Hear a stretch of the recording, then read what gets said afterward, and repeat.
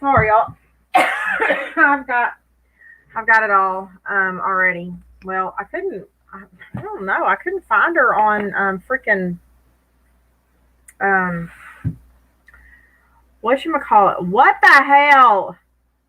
I just messaged you. The fuck did you tag me in, bitch? What was that? I just found it. Y'all, I just got home. Just got puppies put away. I'm just now putting food in front of my ass. So we might have to detour tonight. Sorry, not sorry. I'm missing a. Oh, I thought I was missing a phone. It's right in front of me. Yeah. Is she like related to one of them? 600-pound sisters? Hello. Did everybody have a fantabulous Friday? Oh, I got to listen to me eat for a little bit. Okay. I chose quiet food. Yeah. It's been. I just now got my guys' dinner fixed. In Russian. So yes, CMC was arrested. I have not gotten my notification yet that she has been released, and I did put her on my Vine link notification list, so I should get a text message when she gets out. But then again, their shit is so far behind over there that you never know. Like I got a text message like within the hour that Diana was released, but hell, we might get a text message the next day when CMC gets out. Um, well, we don't. I haven't seen the arrest warrant yet, Katie. So I mean, I don't know for sure. I haven't seen proof of what she was arrested for yet. Um,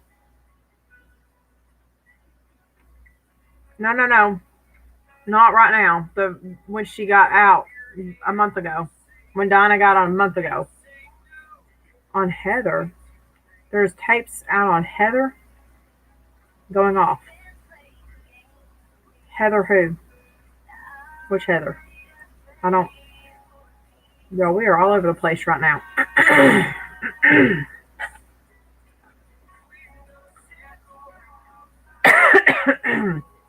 um, no, Diana is not out now. I mean, when she got out.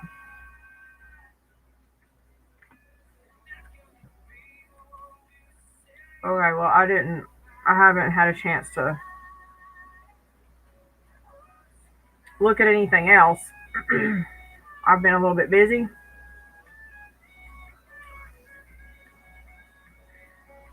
I saw her booking information earlier, and I couldn't. Um,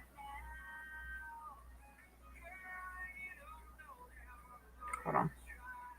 Yeah, like I said, I could only find it on Vine. I couldn't find her on Mobile Patrol because I couldn't figure out. Hello, Big Papa. I couldn't. We couldn't figure out what who she was under.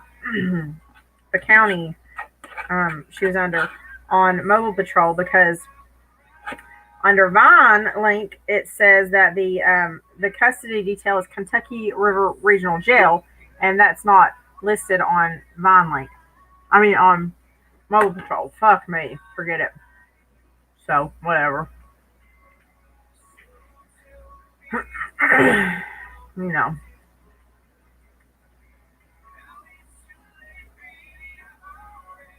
I mean, it's not that. Okay, if there is somebody, somebody sent me a friend request. I don't know who you are. If you're from here, you need to let me know.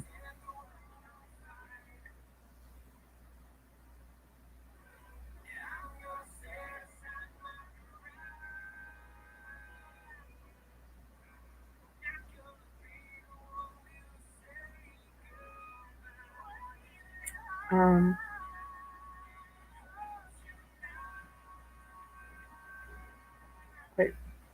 sent to Daddy and Cam in case you didn't. Just sent what?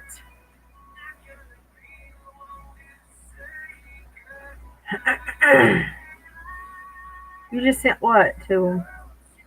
Oh, gotcha. Sent me. Gotcha. Thank you. I did actually. I think I did.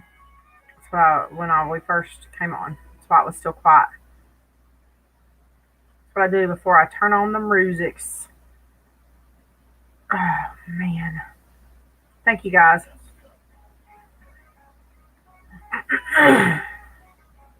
Oh, one thing. Let me.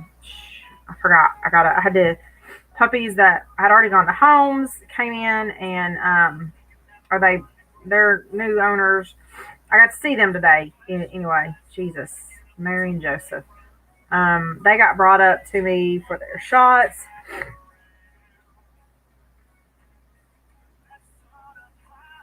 Yes. Hello, John. Did. I did. Um, Hold on. Let me do one.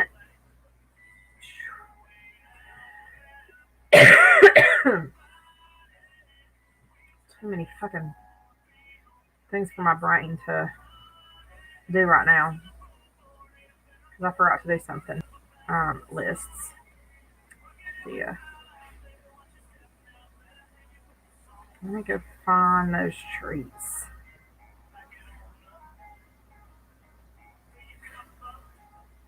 The the blue buffalo box. That's what it was.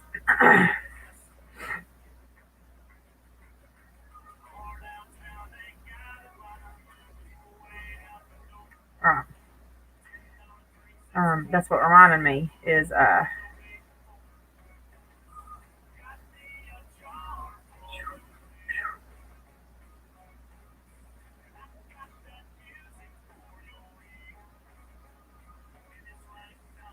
no, not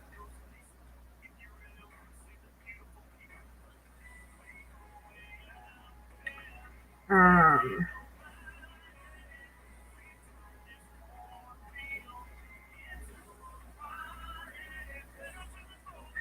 Anyway, they were. I had to give them the puppies their shots that had already gone to homes. I know it's not happening right now. And I forgot to take peanut butter with me. So the little puppy training treats that some of y'all had sent to us, I had them out there with me to use for the puppies. And those two people that had bought puppies and brought them up for me to give them their shots, they were wanting to know what they were. And I just remembered I had to send them the pictures of those. Okay, so that shit's done. Now I'm going to finish looking for this. Do I ever have my shit together? Posted drug test. Posted paper she had court for drug test. Okay, yeah, we knew that. Oh no, new daddy. Do we need to gather up some mission money for you?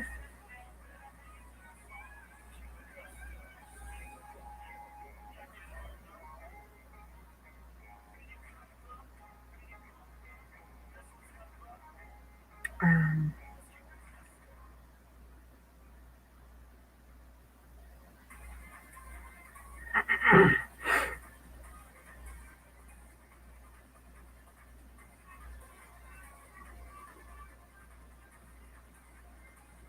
okay.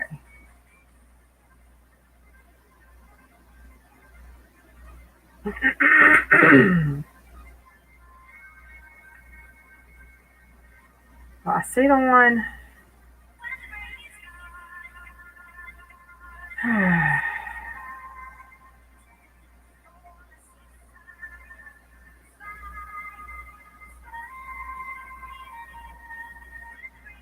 I'm trying to.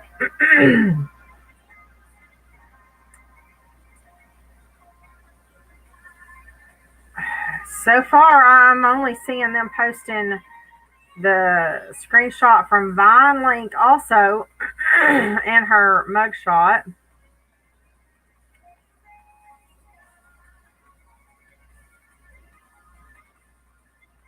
I'm not seeing any posts of book in information with charges.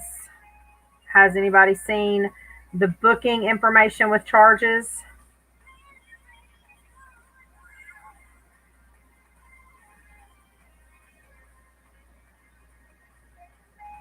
I mean, we saw the we shared that earlier this week. It was a motion for her to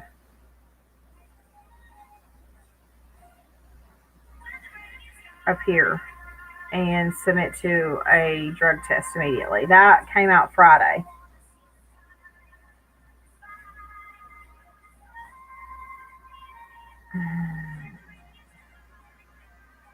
Well, I don't have time to scroll through. There's literally freaking. I mean, I'm not trying to be rude, but one post has 1.5 thousand comments. The other one has 1.6 thousand comments. So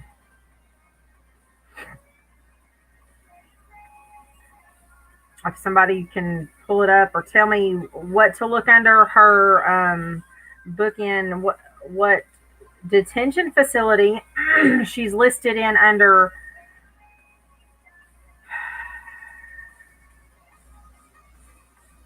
mobile patrol, I can look it up that way, but I can't. I've looked under, let me see, Boone County, Jackson County, um, let's see, Hazard Police Department, Jackson County, Perry, Three Forks Regional, Boone County. Let's see what this one does. Nope, I just found it. Never mind. Fuck me. I looked for like, yeah, there is. I just found it. It was one of the only one I didn't click on earlier today. I just happened to think, well, I'm just gonna click on this one. I'll be damned. Hold on. All right, I'm ads. Yeah. No, it's not that. Hold on. This fucking ad's gotta play. I don't even remember what county that was. I just clicked on. I swear to God, it was the only county I didn't click on earlier today. All right. Um, no information. Fuck. That's it. Really? It doesn't have it on there either. There's nothing on that. What the hell?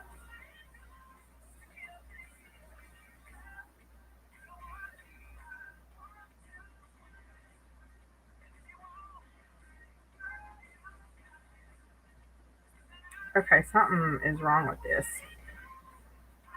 That was Perry County. Her name is under Perry County for June 10th, but none of these have anything pulling up on them. What is going on here? I don't know. Hey, Cam, honey. I don't know what this damn app is doing.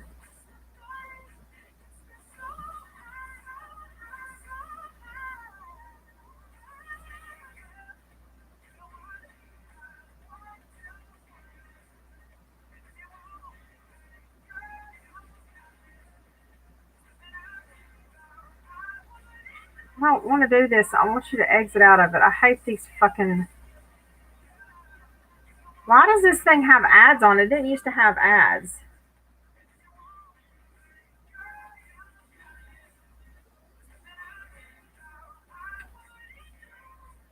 Okay, well, I'm not looking for the shit anymore. If somebody wants to send me the screenshot, you can.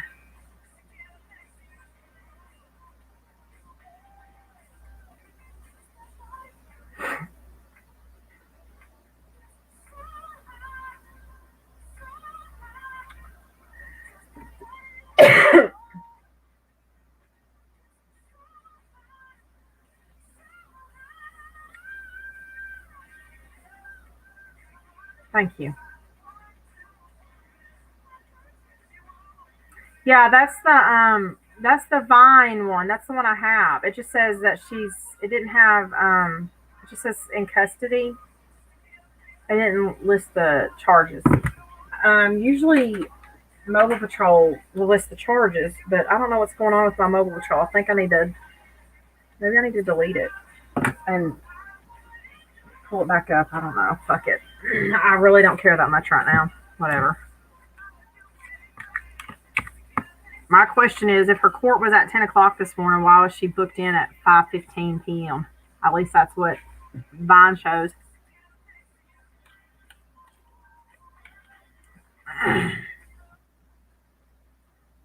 Yeah, John, that Kentucky River Regional is not listed in Mobile Patrol.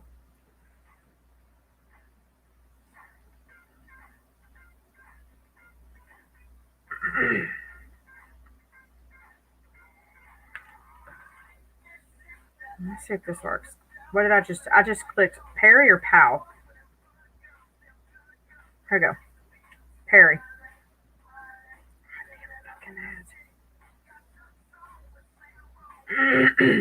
You think? That's very possible. Yeah, see, there's nothing on my screen on Mobile Patrol. What the fuck is going on? This is weird. Hold on, I'm gonna go look at something. I'm gonna try something real quick. I'll be right back. Give me 1 second.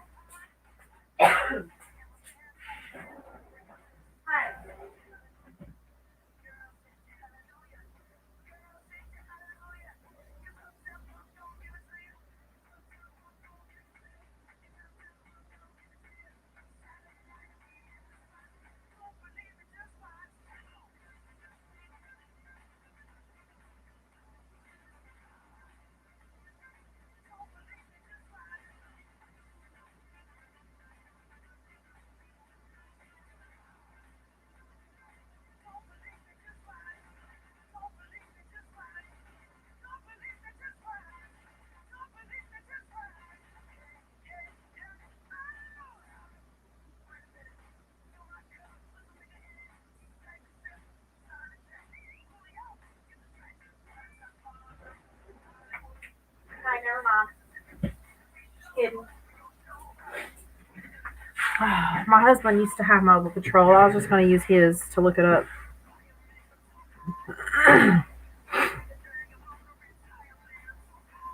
Hmm. She never went to court, huh? Oh.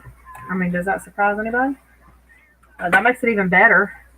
That sweetens the pot, doesn't it? I don't know if anybody is pulling up. Is just Mobile Patrol down or what?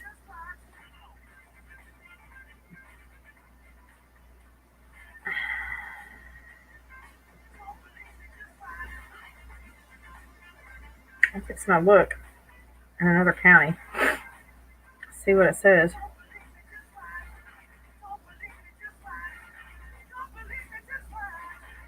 H. Fuck. I'm so over this, y'all. Hi, that's not what I wanted you to do.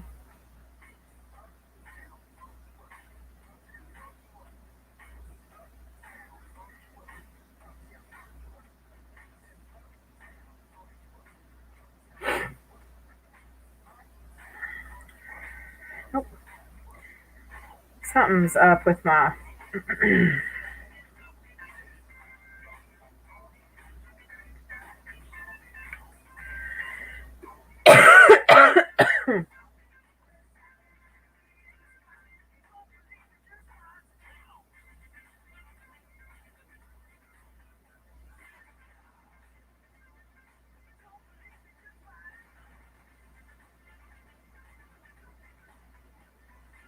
Well, now I know why my husband deleted Mobile Patrol. I can't get past a single ad in it. It's ridiculous. What you bitches doing? I'm eating. What you bitches doing?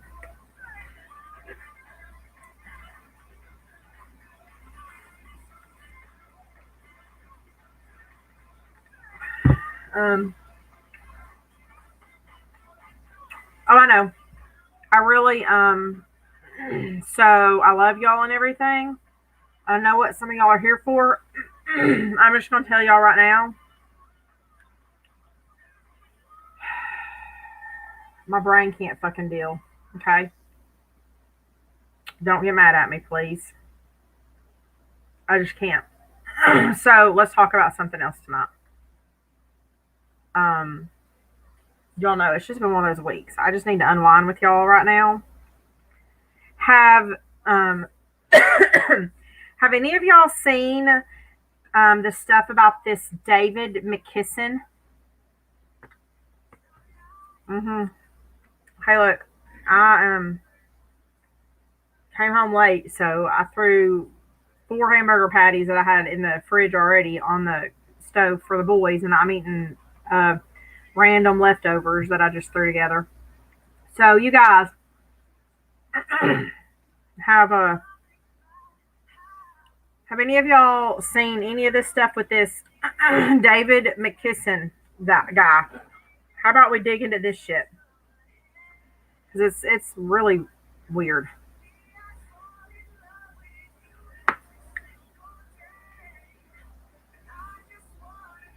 Is anybody interested? I don't know how. I'm trying to figure out how we can stream it on here though, because y'all know how fucked up this laptop gets. Hold on. I need to try and use that other laptop now that I've locked it to stream from, actually. So, this guy, I don't even know if I can. I like legit ran across this weird article by accident on Facebook a few days ago, and when I followed it, has a he has it all on LinkedIn, and then he's started like a series on his Facebook and YouTube. So he has a weird past. Hey, Itchy. Hey, Freedom. He has a weird past. he's he started digging into his childhood and stuff, and he is suspecting that his dad is a serial killer. Yes, Itchy, you know. So he thinks his dad is a serial killer. But, and I'm just gonna start. I'm gonna start playing. We're gonna play the parts for y'all. We're gonna listen to it. I'm gonna introduce you to all of it, okay? So you can hear from the beginning his story. Um, but here's the thing. He's a author, right? He leaves that shit out when he goes into all this. Right? You have to figure it out yourself. Mm-hmm. And him and his wife swear up and down, even though he's an author, and yes, he has already published a book about this, his family or whatever is going on with him and his life, his dad and all that. This is not an actual, supposedly, this is not, this is not, fuck. No, okay, thank you. They're saying it's not because the book has been out, published and whatnot for like 2 or 3 years or some stupid shit. This is supposedly a call out to his dad and supposed twin brother that he didn't know about. Right? So I'm gonna pull up his channel. We're gonna try. We're gonna try and stream it. If I can't stream it with my screen share, then I'm gonna do my hood ways. Okay, so y'all stand by. Because they just put their episode 2 out tonight.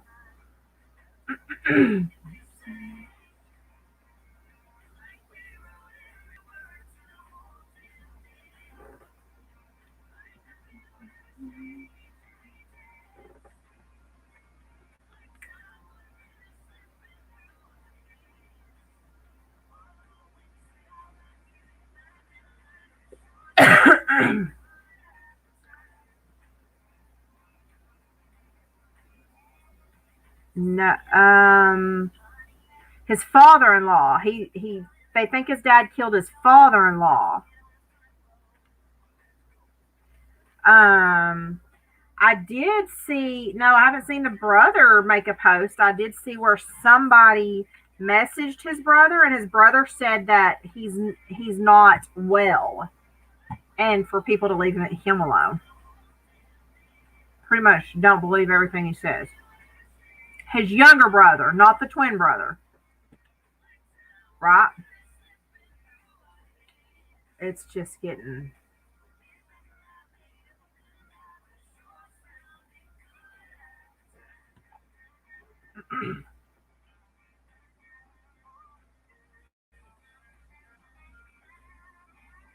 okay. Yeah,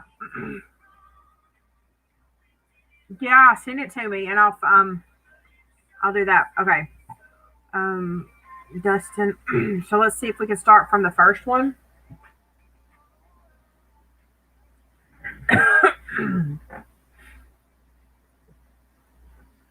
Because he's also released these voicemails. But I did say see somebody say that I saw a comment where somebody said that one of the mysterious murders that he is claiming he thinks was his dad's doing, they already have suspects for something.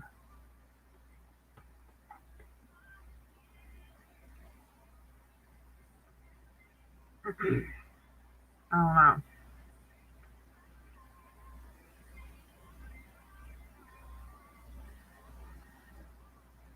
All right, hold on. Let me get this full screen.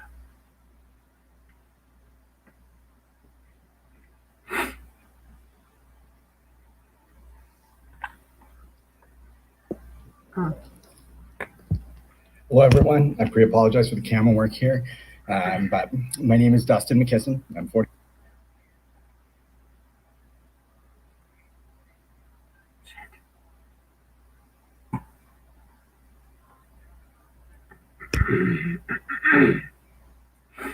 All right, let me do share, share.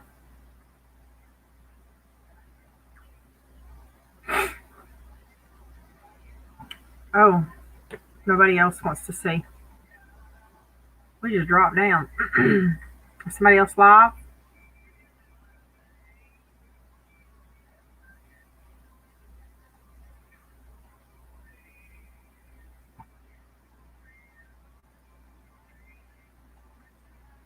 Did I hurt your feelings? Why'd everybody run away?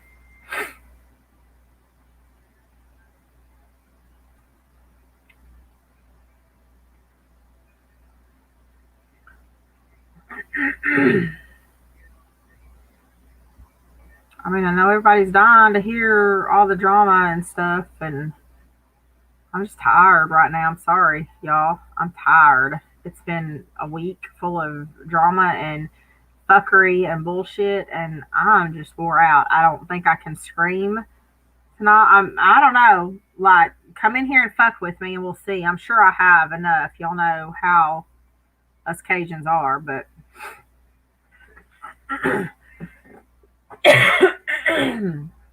I'm tired of coughing. It kept me up so much last night. I coughed so much. I'm exhausted.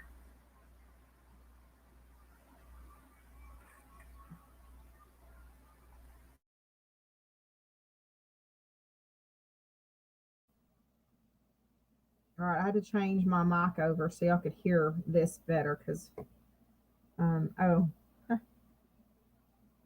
yay, put me on your TV. All right, I'm gonna move this up. Okay, let's full screen this bitch and go.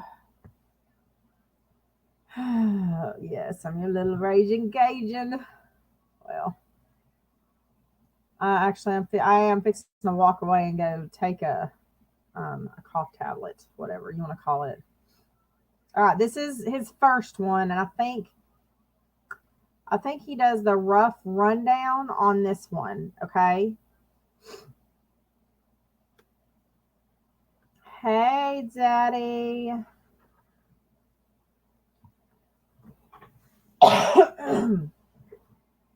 These coughing fits are exhausting.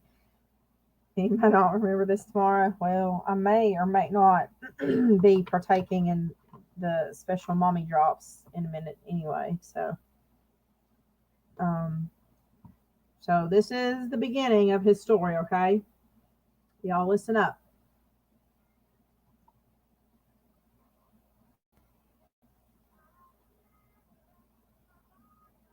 Oh, I gotta unmute him. Hold on.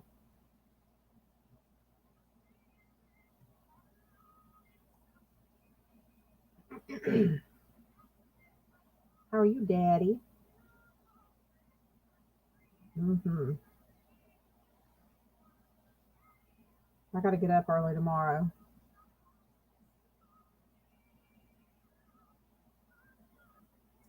I have a guy that called me tonight. um, oh, come on, new daddy. Called me a while ago that looked at puppies last week, and I called asking if I would take $100 less for one of the puppies, and I'm struggling. My main goal is to make sure these puppies have good homes, but y'all know we're not making money off of these guys. People think I'm getting rich off of puppies, and I'm not. These little assholes are eating 40 pounds of puppy food a week, and we don't buy cheap puppy food.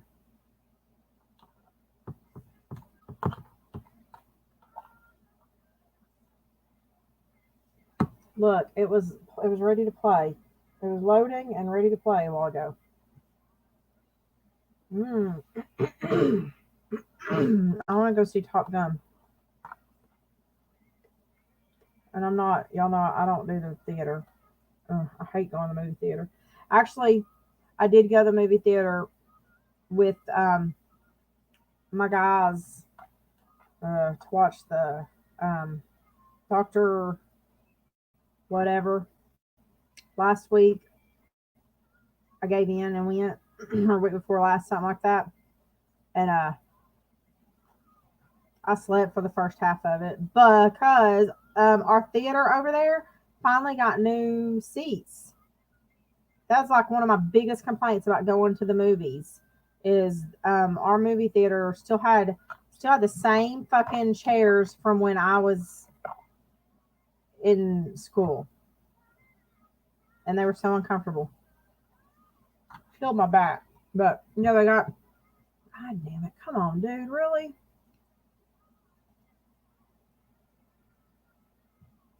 So I didn't know they got new chairs. They actually recline back a little bit. They're not fully reclining ones, but they are like way more comfortable. So it wasn't so miserable. And I leaned over and took me a nap for the first half. Um, Sorry, but if we're not like watching the Avengers, then I'm just not that interested. Yeah, I love the recliner ones. I love them. I take a blanket with me too, anyway. But you already know me. No, I don't. I don't miss no Avengers movies. That's for damn sure. That's about the only thing I get excited to go to the movie theater about. Hell yeah, bitch, you know it. But I'm more sorry. I'm an Iron Man. I'm an Iron Man girl. Even though, to me, Iron Man lives on forever. Really, Freedom Sea. I love the original Top Gun. Actually, one of my one of my first barrel horses. His name was Maverick. His dad's name was Goose.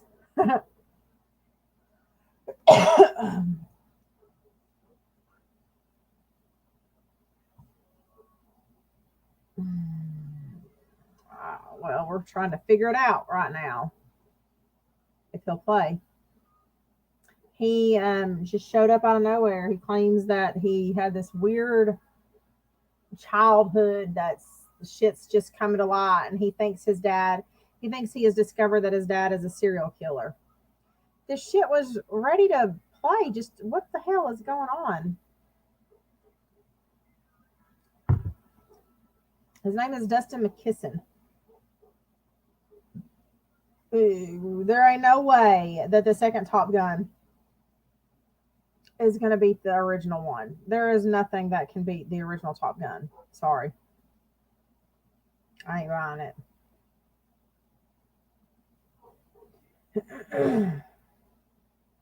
Yep.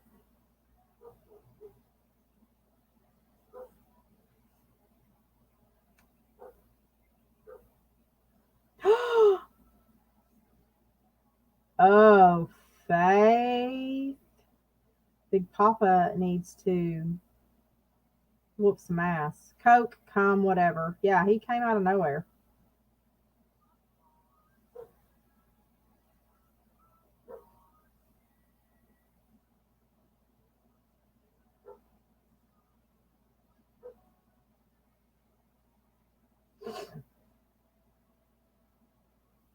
Mm-hmm.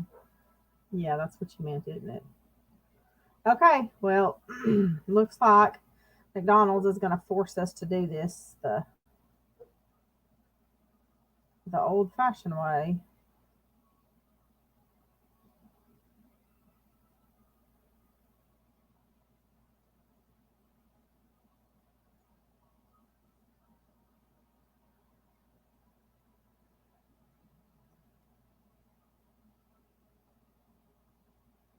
Ha! Itchy.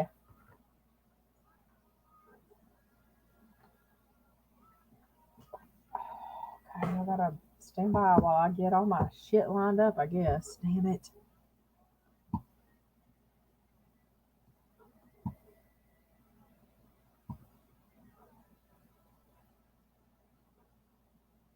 Hold on.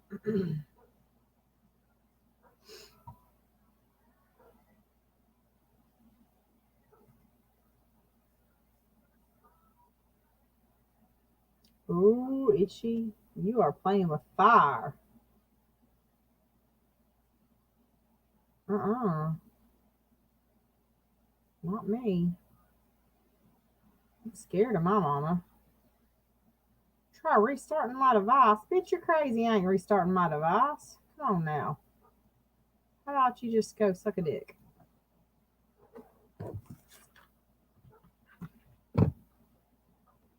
All right, here we go. We'll move everything around.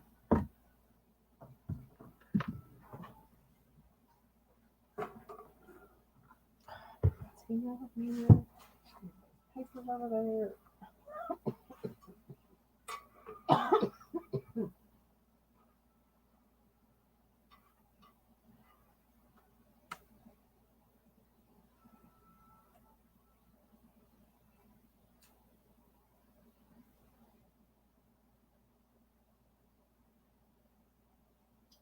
People play on this device.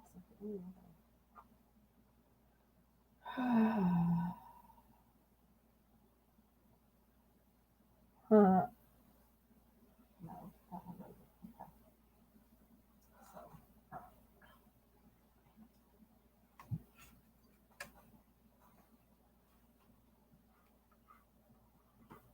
Okay. So, we're gonna move this way.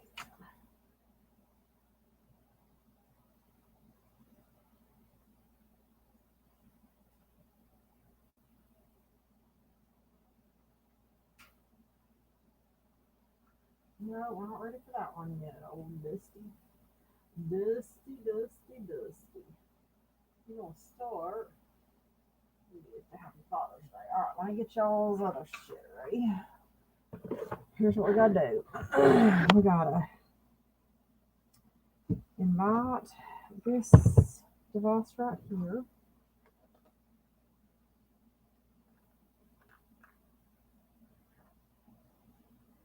Invite. Copy.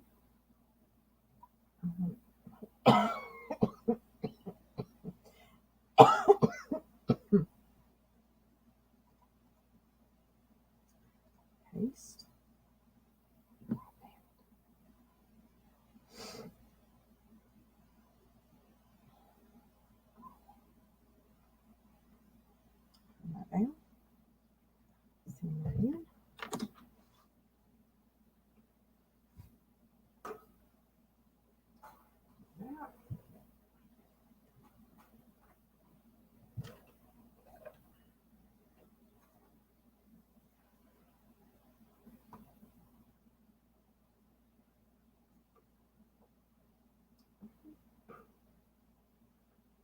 is not the one that goes up and down. I need that one, please.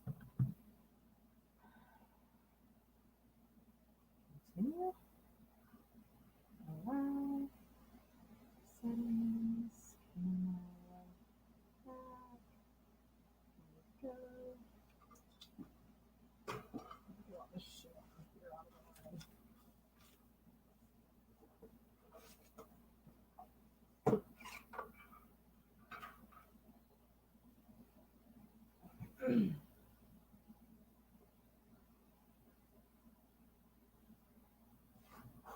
All right, let me grab my.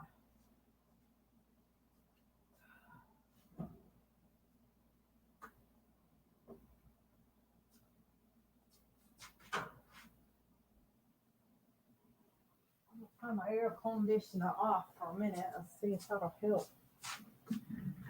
With some of this. This.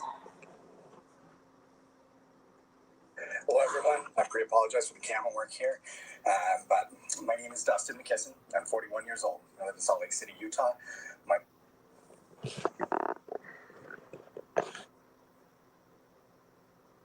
Give me a second, y'all.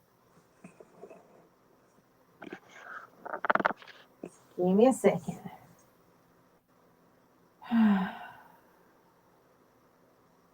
Oh.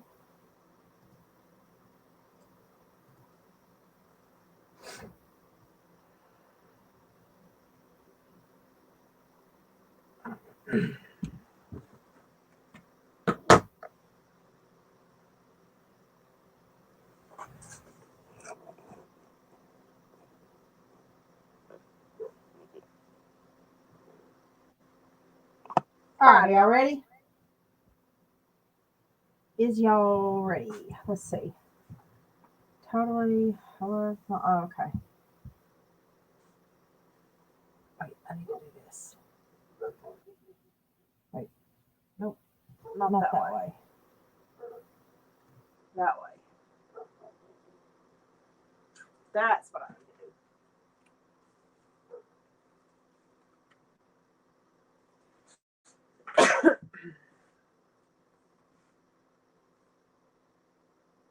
I think he's got the gloves on, because he thinks maybe the stuff that he pulled out of that trailer is going to be evidence at some point.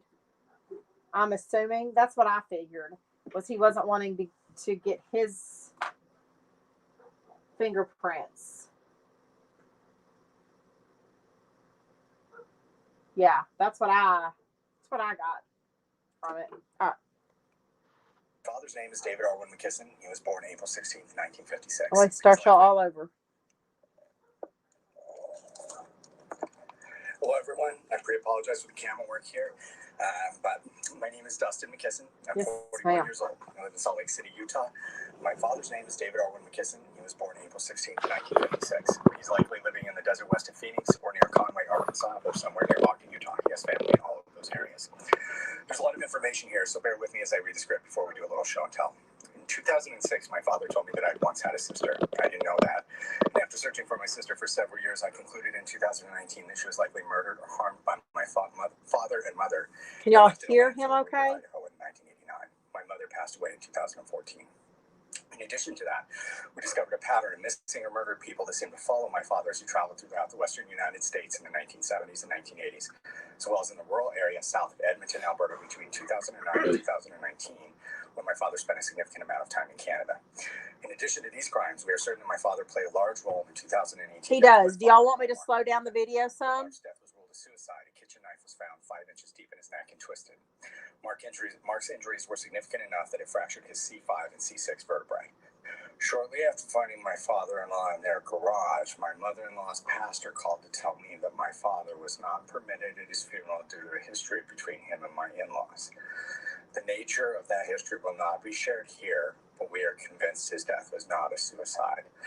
And to be clear, their pastor didn't find him in the garage. My mother-in-law did, and she relayed this message to their pastor, who has no part in this other than this call. To learn more about this is Dustin McKisson. my personal Facebook Just page. watch, you'll see. As He's our fixing to family tell studies, everything. my father is a prolific, though yet uncharged serial killer. I remember almost nothing of my childhood before the age of 8, and earlier this week we discovered why. We believe the child featured in most of the pictures that I assumed were me is in fact an identical twin, and that I remained in some form of captivity for most of my earlier childhood before my twin and I were swapped in the summer of 1989 when I received my social security number under what was almost certainly a forged birth certificate. That is also when my memories began to take shape. Yes. We have an extensive amount of photos on my Facebook page that show distinct and troubling physical differences between me and my twin, and I thought they were both me. After the swap occurs, we believe my twin spent some time with family in the Phoenix area between 1990 and 1994 before he was relocated up near us in a cabin my father had built in Tollgate Canyon, Utah. We were one of the very few year-round residents, and with several empty cabins nearby. Based on some photographic evidence, we believe that my twin was housed there. After that, we believe he traveled to Arizona with my father once we both turned 18, and since that time, I don't know where he's been, but we do know he's there. I have a huge amount of respect for law enforcement, and in the recent past, I've met and worked with fantastic detectives in Minidoka County, Idaho, and the Quincy, California area regarding my dad's involvement in crimes committed in those jurisdictions in 1981 and 1989. However, my father traveled to as many as 59 countries between 1992 and 1999 and has been off the grid ever since. These cases are difficult, they span multiple states and nations, and are almost impossible for law enforcement to solve. Because of that, my wife and children and I are committed to doing whatever we can to help justice get served in whatever form that may take. For decades, my father has kept a trailer in the desert west of Phoenix full of what he calls family keepsakes. He would not let my wife or I near the trailer or see what these family keepsakes were. Last night, I located his trailer, and in the middle of the night, using my bare hands, I ripped a hole in the exterior wall large enough for me to fit through. I'm very proud of that. If you can't detect that in my voice, I am very, very proud of that. You can find out more information and the visuals on that on my Facebook page. Inside the trailer, I found a black bag that was stuffed inside of a fuller garbage bag. The contents of the smaller black bag are extremely troubling, and that is what I'm here to share. So bear with me as I move the camera. I'm going to go through these items quickly, one by one. The totality of everything found in the black bag is laid out here. It includes my father's teeth. My father had all of his teeth removed when he was in his early 20s. These are his teeth. They're unbroken. They are good. In 2010, my father claimed he broke a tooth out and replaced it with the tooth of a dead coyote. I'm not sure if that's true, but it does show that he was pretty frugal about his teeth. And for him to throw them away, I find it fairly meaningful. His appearance changes pretty dramatically without his teeth in. In the black bag, we found an athletic cup. We found 8 cell phones, beginning with an AirTouch cellular I recognized from the mid-90s, spanning all the way to a more recent smartphone. Most of these phones, with the exception of the one from the 1990s, are likely burner phones. My dad changed his phone number frequently and his phones frequently. Inside the black bag, we found a travel book about Idaho. My family has an extensive history in Idaho, in addition to the case in 1989 known as Baby X. Between 1983 and 1987, my parents had multiple fires in 2 houses on the same street in Rupert, Idaho. My mom was charged at one point with felony first-degree arson. They couldn't proceed with the case because the witness and the investigator moved away and they could not locate them again. But we have an extensive history in Idaho, and my father has a travel book in the black bag. My father had a book of the Western United States, or I'm sorry, a map of the Western United States. My father traveled extensively in the West, including spending a significant amount of time in Washington, Oregon, California, Nevada, Arizona, Idaho, Utah, Wyoming, and outside of the West, Missouri and Florida.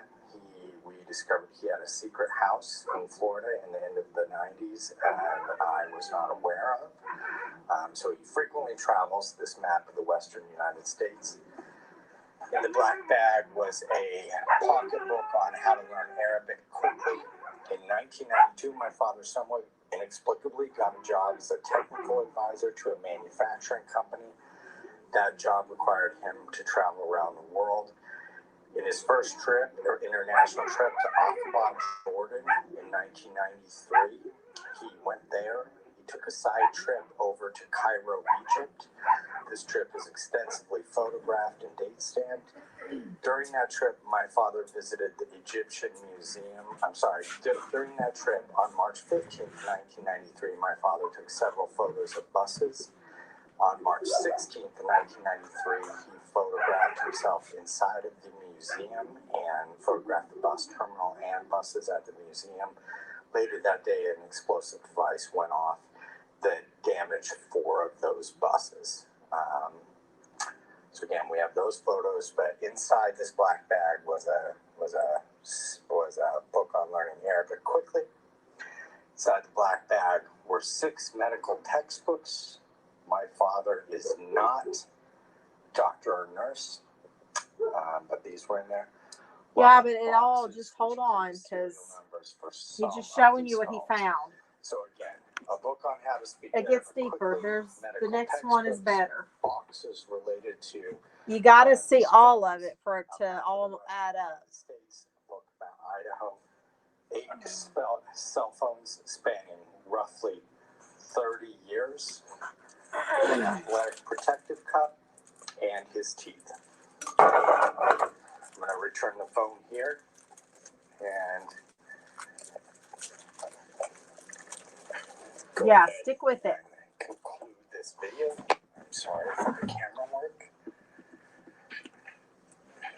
So, okay, hold on. Let me. This man is claiming that he has recently discovered that, first of all, he believes that he was he does not have any memory of his childhood before 8 years of age. He thinks he was kept in captivity of some sort until he was 8 years old. He also believes that he has a identical twin brother that he did not grow up with. His parents kept them separate and swapped them out. And that most of his pictures from his childhood that he has thought up until now were actually his twin brother. So there's that. And then because because they have put together all this stuff, he believes now that his dad is a serial killer. He was trying to discover something about his past when, as he was looking into all these things and was putting together all the places that his dad traveled to while he was growing up, they also realized that there was all these missing people or murdered people at the same time in the same places that his dad was. So now he thinks that he's linked his dad to all of these murders across the country and Canada. Kinda. Like, this stuff right here doesn't make a lot of sense except for the language book, because his dad traveled. That will make a little more sense. And the teeth, because his dad is now supposedly on the run and has changed his appearance by not wearing his dentures anymore. The next couple of videos are going to tell a whole lot more of the story. Okay. He actually puts together a timeline and everything. I mean, he's very detailed with this stuff. We're just still trying to figure out if this is actually what has really happened to him or if this is, yeah. Dad had his teeth pulled years ago. And he also thinks that this assumed identical twin brother that he didn't know about until recently is traveling with the dad now, helping the dad. And that they kept the identical twin brother in a different location than him growing up. Right. It's just really weird. So I don't know. But that's kind of what this is all coming out to with a whole lot more details. He literally maps out, lays out all of these places, countries, and stuff where his dad visited. Um, and then his mom apparently was pretty fucked up also. There was a lot of messed up stuff in his childhood, and he gets to it. So we're going to get to it, y'all. You just got to hang in there. Okay, this is just the start of it. This is where he and there's pictures on his Facebook. So he says his dad had a camper trailer in the desert, I guess on one of their properties in the desert, that his dad always said that he kept family heirlooms or family whatever keepsakes in, and never allowed them in this trailer. And so recently he finally, because he couldn't get answers out of his dad about things, he just went to this trailer in the middle of the night and literally ripped a hole in the side of this camper, and there's pictures of that. He ripped a hole in the side of his camper to get into it, and these things that he just showed were inside of a bag inside that camper together. They were inside of a bag together. The medical textbooks, the map of Utah, the map of the Western United States, the teeth, the phones, all those phones, and the translation book. Yeah. So anyway, just keep watching, okay? Find such damning evidence. Well, last Father's Day, we found photos just before last Father's Day. We found photos of him sexually abusing multiple young relatives of mine. As a response, my son, the true warrior and the best man I've ever known, and I made 200 English and Spanish language flyers and shared these photos throughout his community. The expiration dates on some of the food inside of his trailer indicated that he fled the area the morning we distributed these flyers. Despite my father's age and physical condition, he is an extremely intelligent and dangerous man. We are making this video not because he's been charged with a crime, but because he is a potential threat to anyone he meets.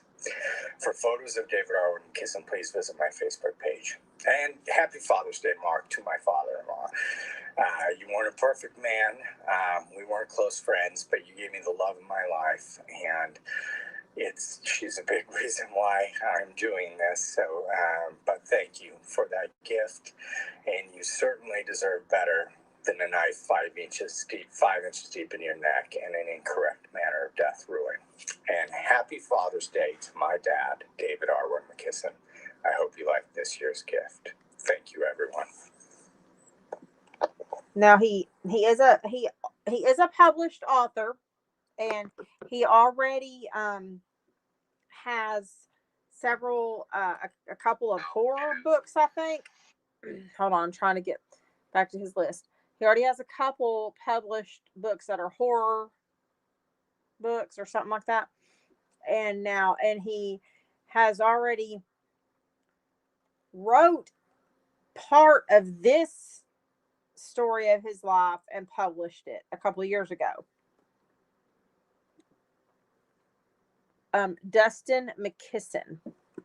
All right. Now here's his next one. This is from 4 days ago. Hold on. I don't know why the volume's so low on this. Ask questions, who shared, who's liked, who's even disagreed. All of this dialogue has really been amazing. It's really broke this experience open and took it from something that was just something we had to deal with within our home, within our family. And in particular, thank you for lifting my wife up. It's been almost 4 years of unrelenting darkness since her father died, and just seeing and hearing this encouragement has been amazing for her. So on behalf of her, and really on behalf of me, I really thank you for doing that. Thanks for stepping in. As I've stated before, in 2006, my father told me, she told my wife, who then told me about the existence of a sister I didn't know about. I grew up with one younger brother. I didn't know of any other siblings, no sisters, no identical twins. Listen. Immediately, this story was shrouded in a lot of darkness, and we'll go into detail about that in coming videos. But by 2019, I was convinced, after a conversation he and I had after Thanksgiving weekend, my father and I had after Thanksgiving weekend, that my sister had been harmed, or the sister he was referring to had been harmed and not placed for adoption. We immediately began searching and uncovered a host of troubling information, a host of troubling photos and documents that were contained in some material my mom had when she died in 2014, and we had obtained but kept in a garage because it just felt very dark. So we started looking through this in detail. Searching my family's background, we came across a lot of troubling things immediately. The existence of several secret homes that we believe relates to my captivity that I've mentioned, and we will go into more detail about that in future videos, as well as a pattern of disappearances that followed my father around the western United States and western Canada from 1976 to about 2019. We are currently working with detectives on several of those cases, but life is not a CSI episode. I know many of you have asked about DNA in the comments. Yes, I have submitted my DNA to detectives in California, a fantastic set of detectives working on a quadruple homicide there. Many of you know which homicide I'm referring to. But I have photos of my dad molesting some family members of mine that I care about deeply. I will not share those online, but in those photos, he is wearing a condom. We are talking about an extraordinarily careful individual, as well as an extraordinarily intelligent person. You don't get away with serial murders for 40 years, leaving your DNA everywhere. So we are working on that, but those cases are old, difficult to solve, and police will be the first to tell you the public has a far greater expectation around DNA than actually exists. So we are working on that. In my raid on his trailer, I did pull material that would have DNA on it, but we really have to look at, we really had to be aggressive in other ways because it's just simply not as simple as that. Which brings me to the point of this video. In the coming weeks, you'll get to know my family, the family Megan and I created, the family I'm most proud of really well. And I want that story to be as much about us or more about us than it is about my father and my potential twin brother and whatever they may be responsible for. We believe, in fact, the two of them have recently traveled to Costa Rica. We received a call today that there had been an attempt to steal our identity. I'm not going to go into a lot of detail, but it was tied to someone in Costa Rica. My dad has mentioned wanting to travel with an unknown individual to Costa Rica, so we believe that that may be them. But the point here is, in the coming weeks, we will present the evidence we've collected against my father in a series of videos. The Ketty Cabin murders, the discarding of a mutilated baby girl in an Idaho landfill in 1989. That's infant we believe is one of my siblings that were impacted by my father and my mother, who herself was a serial arsonist, but she passed away in 2014. We will talk about that death, the violent death of my father-in-law in 2018, the murder and disappearances of several individuals in Canada in 2010, my father's mysterious presence at a bombing in Cairo, Egypt in 1993, and my captivity and the potential existence of my twin brother. That will all be reviewed. We are going to, in essence, conduct a trial. Love you, Les. Prosecution rests. I will offer my father and or my twin brother a deal. I recently sold a rental property in Albuquerque, New Mexico. I'm putting my money where my mouth is. I have $50,000 in the bank. At the conclusion of the prosecution, I will put up my $50,000 as well as whatever we can raise from the many friends we've gathered in the last few days on GoFundMe to put a pool of money. If my father and or my twin brother don't take this offer, all that money will be returned to donors. I am fortunate enough, God has blessed me with the ability not to have to take money from anyone, but this is your chance to invest in justice. So we will offer this pool of money in exchange for one or the both of them coming into my kitchen in St. Pitt. We are going to conduct this trial and answering our questions item by item, crime by crime. If it appears that I am wrong, they will get that entire pool of money, and I will publicly apologize.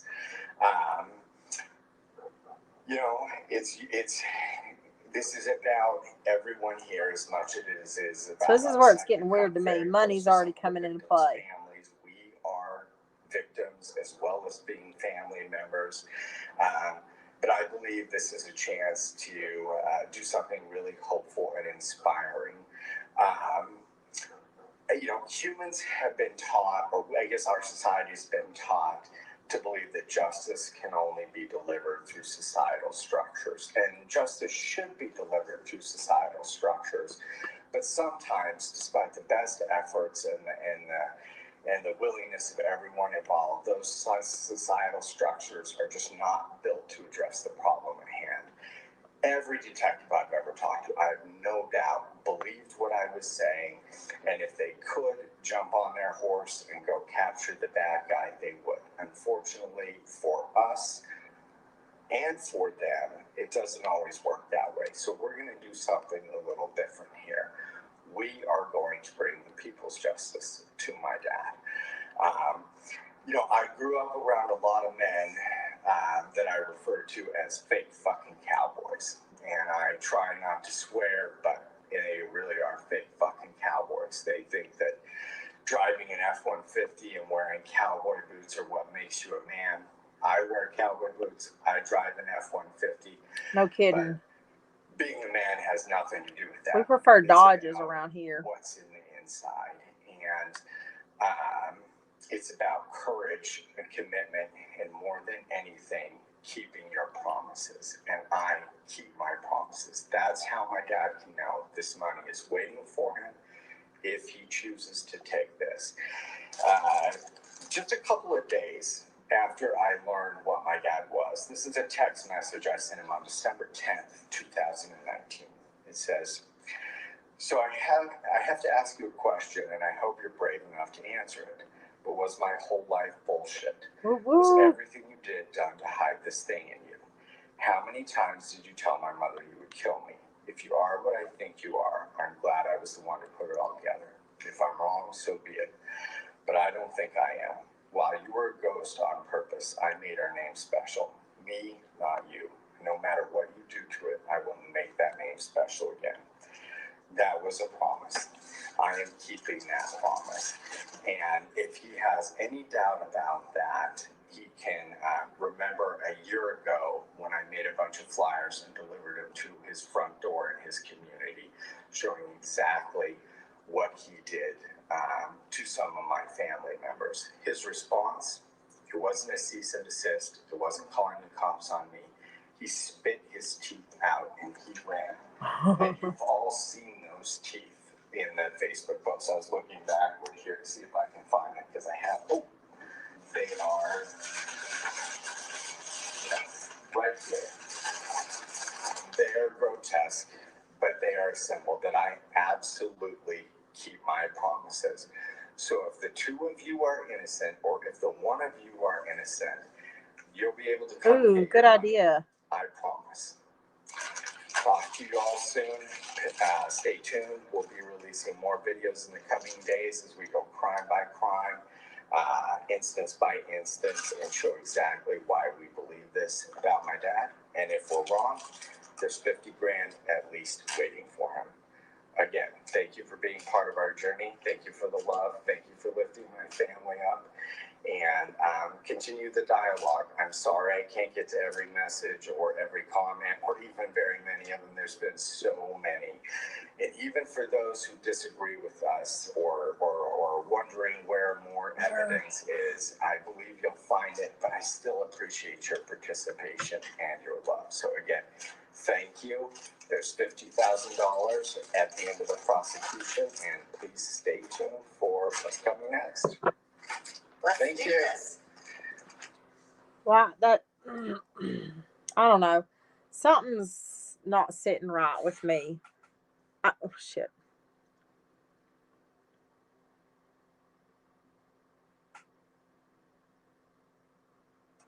It was exciting at first. Um but I don't know. I'm still watching these though. So the next one is 21 minutes long.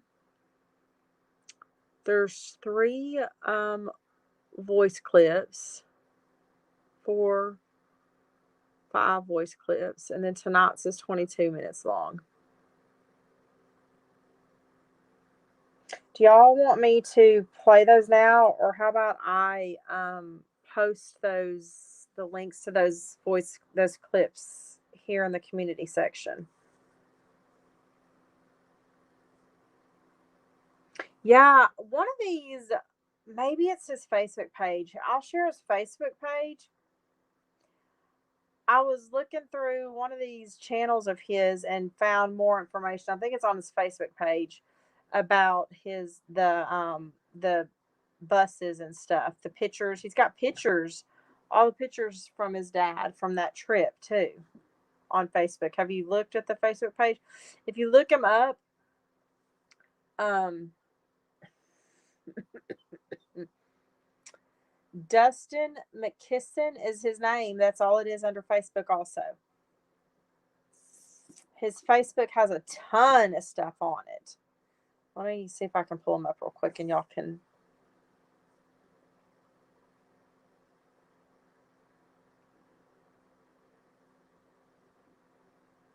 Oh, Dusty. His. Fuck you. Dusty. His Facebook is Dusty McKisson, not Dustin. Okay? That's why I couldn't find him at first. Here it is. I'm giving it to y'all. Hold on. Dusty. McKissen.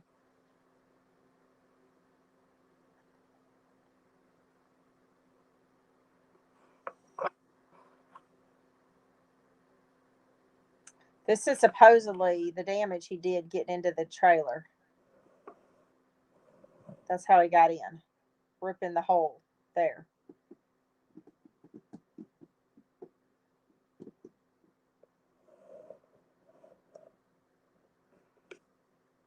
But that I just find it weird that out of that whole camper out in the wood, I mean in the desert, with secret stuff that his dad had out there, he comes back with a bag inside of a trash bag of just those things. The cell phones.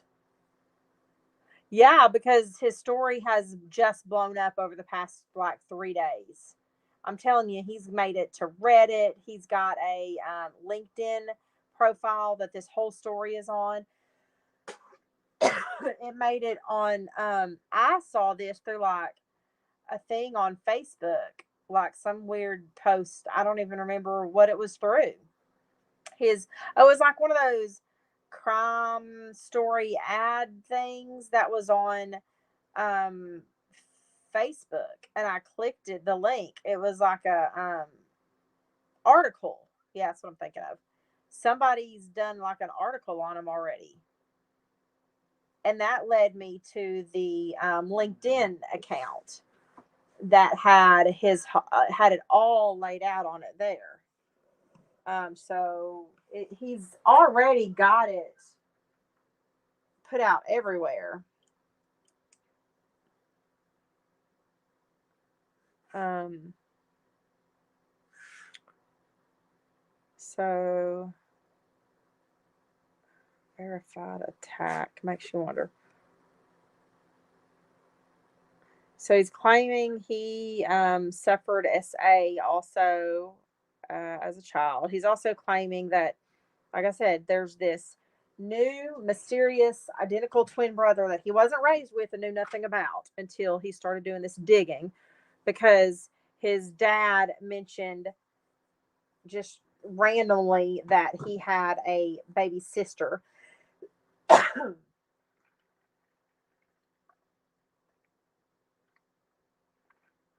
Yeah, he's got his old desk and all set up in his living room. I haven't looked at it today, so um, before signing off, that's my brother Cody McKisson confirming that the voice on the Amber Caro case. They're saying that there was a 911 call from her or something, and that it caught the perpetrator's voice on the 911 call, and they are confirming that that is their father's voice. Your present circumstances don't determine, or okay, whatever. um that's definitely him. So his dad, at some point in 2020, January 2020, his brother confirmed that the voice on that recording is his dad's, and now he's denying it. um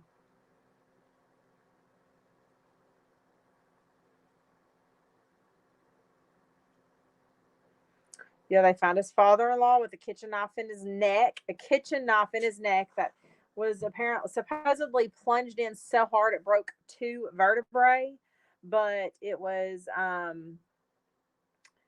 they the authorities called it a suicide.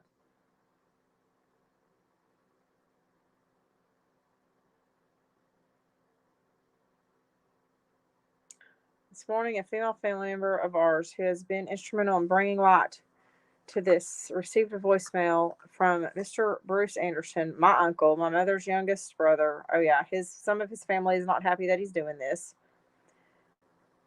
Um, yeah, I kind of wondered that, John. I kind of wondered that. Why rip the wall apart? Why not rip the door off? Oh, he I didn't know that that was the reason he did it. He said he ripped through the wall and that it was very freeing for himself. He's proud of himself for doing it. No, yeah, it's from my iPad. It's just a, you know, knockoff stylus, but it is a stylus. Um, I don't, I don't recall hearing him say why he ripped a hole in the wall to get in. Liberating and healing. Yeah, that's what he said. And he said he was proud of himself for doing it. I don't know why. I agree. I don't know why he ripped the hole in there instead of just. I would have busted through the door. That would have been a lot easier. Document drop. Okay. So he's also claiming that his mother was the way she was. His mother passed away in like 2012 or something. Um, is that his mother grew up in a household full of SA, um, by her own sibling, right?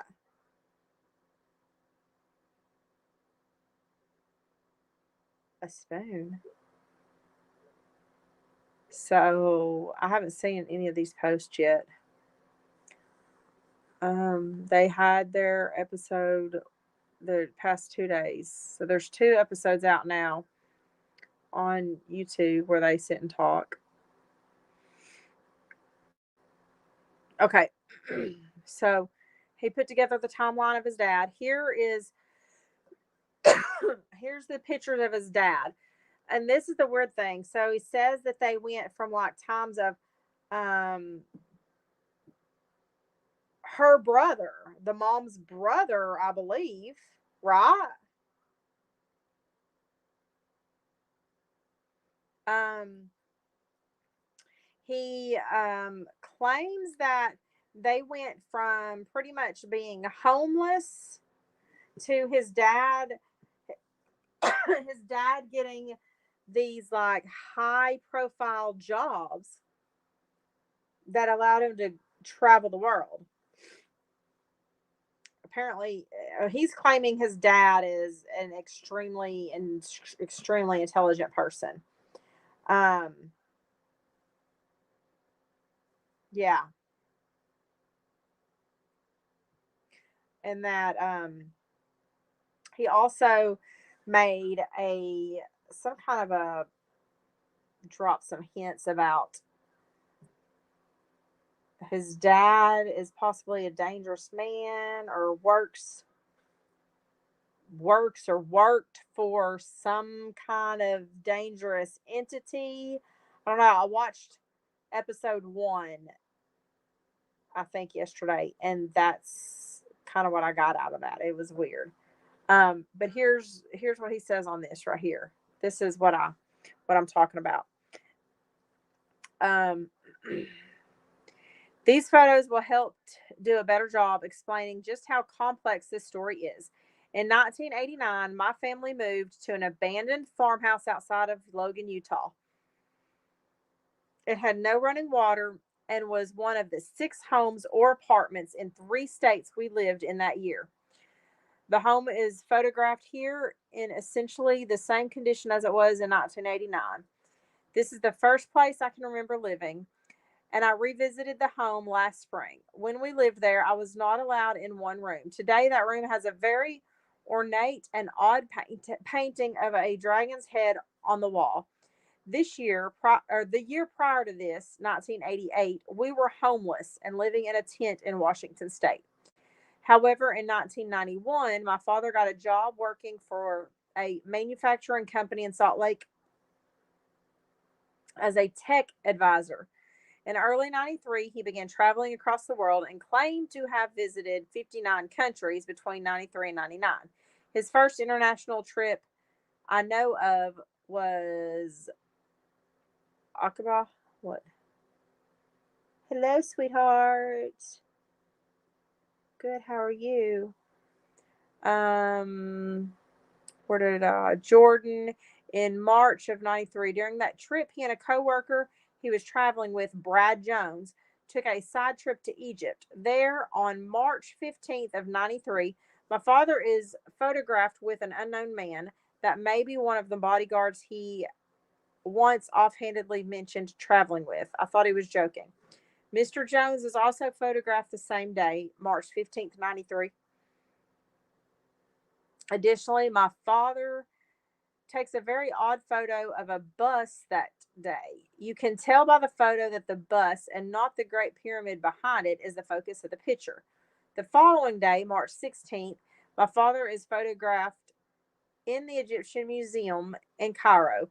He also takes a photo of the entrance, the bus loading area, as well as several other structural areas of the museum.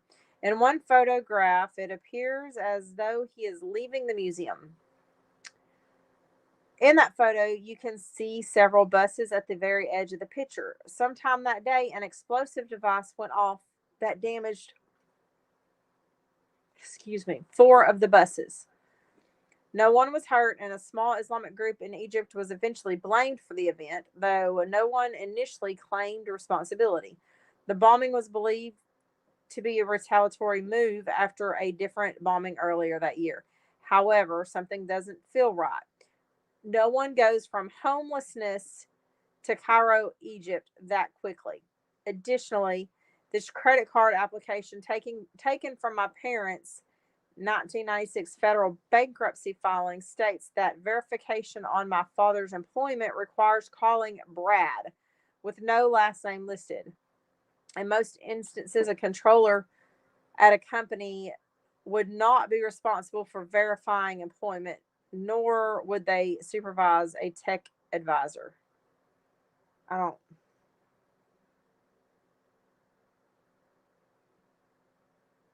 Yeah. How would my dad achieve so much success so quickly? Well, he is extraordinarily talented with a flame. Don't take my word for it. Listen to his former coworker, best friend, and wedding photographer talk about his talent. And there's a YouTube link. I haven't even listened to that yet. I forgot about that. Infer whatever you want from these photos, but I believe they tell the true story. Oh, this is what I was talking about that. I guess it wasn't in his live. It was in this art in this post. Um, I believe they tell the true story of why Canadian authorities refused to even look into my father or talk to any one of the multiple people in my family who attested that the voice on the Amber Caro murder recording belonged to David Arwin McKisson. And it is also why I have gone cowboy on this. I don't care who he worked for or if this man is the devil himself. He will not get away with the things he has done to my family and other families. There's an article about the bombing, and here's some of the pictures.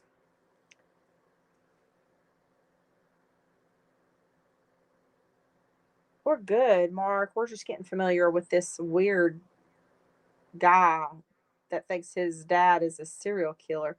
So these are just the pictures of his dad with this is his dad back in 93. This is that random guy on a camel. This is the Egyptian Museum in 93. And this is the picture he's talking about of the bus in front of. Hold on. Man.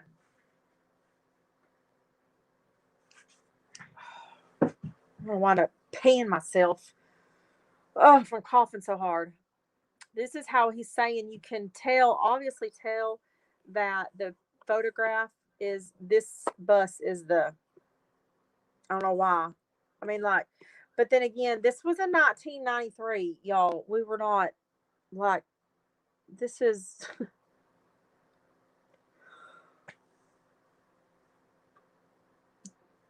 this is not digital photography and or a trained photographer. Like, come on now. This was looking through a little peephole of a freaking probably disposable camera, to be honest with you. It's funny. I don't know. I mean, it might be that the bus was the focus of the picture, but I'm just saying these are random pictures, just random pictures. Inside the museum, there's his dad in the museum, and his dad has that droopy eye. Um, here's another. There's a bus right there that he's talking about. Here's the obituary for the Brad Jones he's talking about.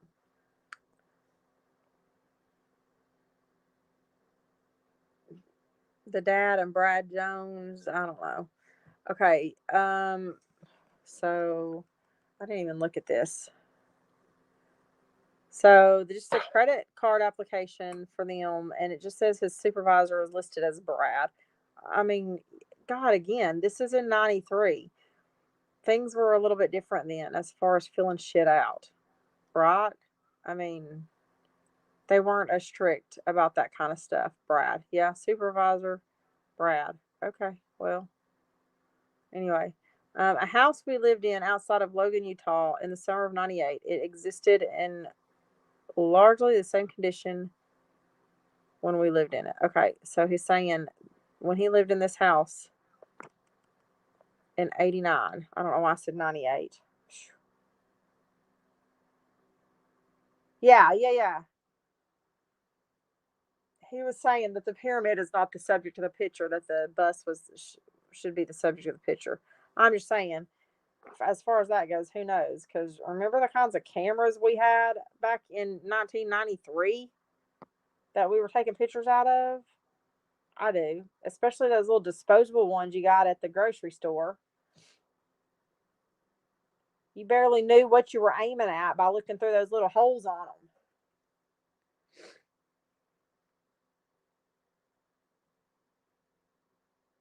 Oh, I haven't seen that part. Okay. I guess I've missed that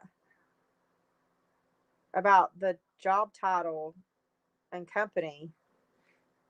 Um, So he's saying here's the inside of the house, and that it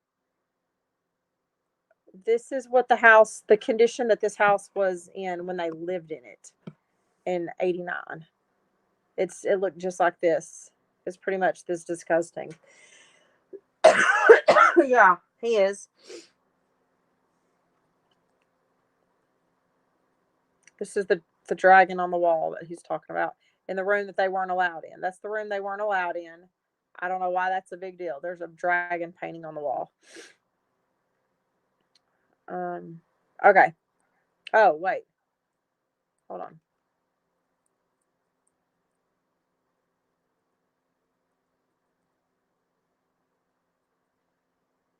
A very new looking painted dragon on the wall. I don't know. Probably. Oops. Let's try that again.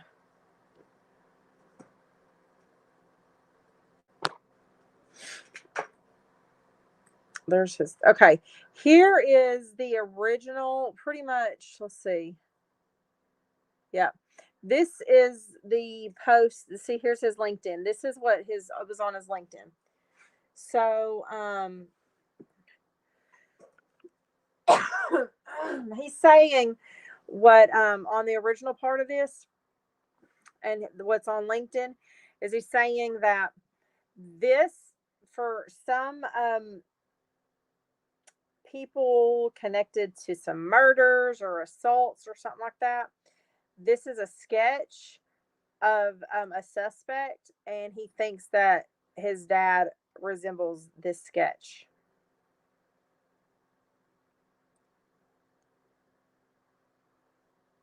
No. Wait, in what house? No, in that house in 89, he was a kid.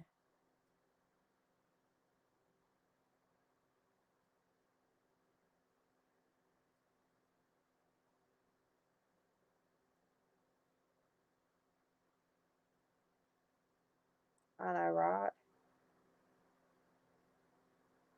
Should have been in this.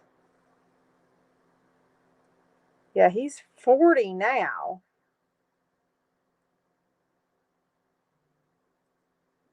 Shit. Hold on. Well, hellfire. I didn't know there was a damn group we could join.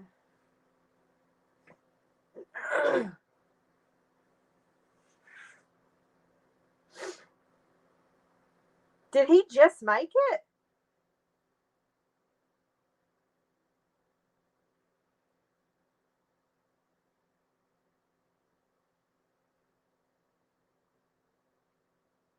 Hold on a second, y'all. I just got something. Stand by. Stand by. Yes. That group. I'm not in that. I didn't even know there was this freaking group here. Hold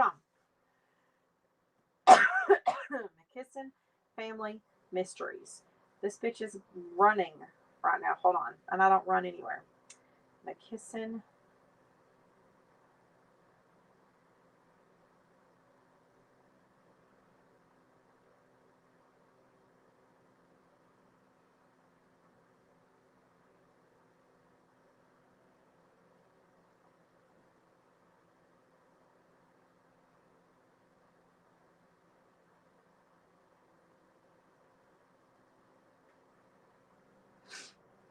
Let's see if I can get in here.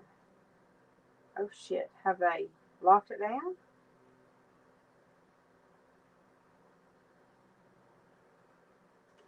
Wait. KISSEN.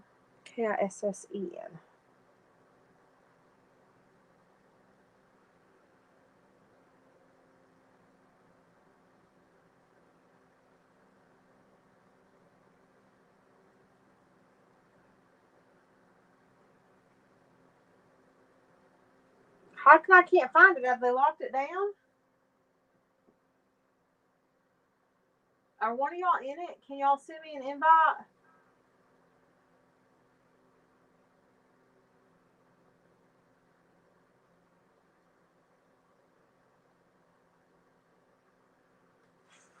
Y'all are funny.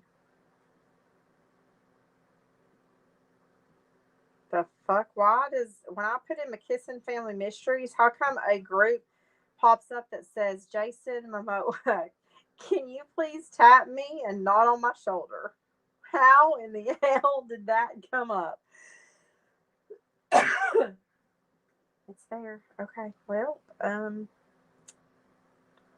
I'm saying is here we go. I just found it. Join group. Okay. Got it. Let me pin it. All right. So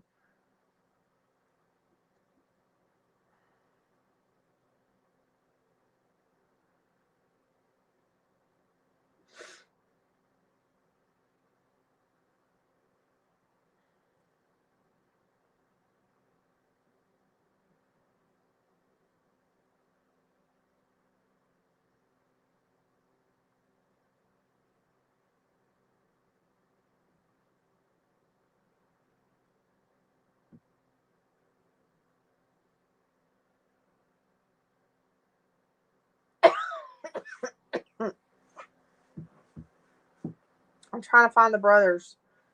Jeez almighty. And Cody's wife is also. So the younger brothers.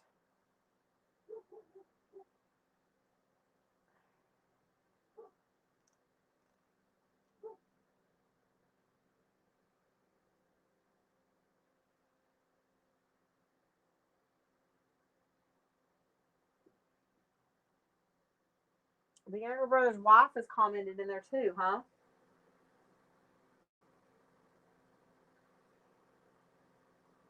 What are y'all going on about?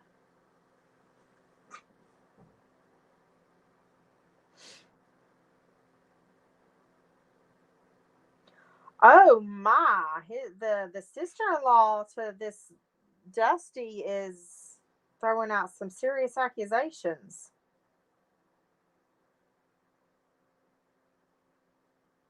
Okay, let me hold on. Let me get y'all over here. This is crazy. Forget this shit. Y'all need to see this.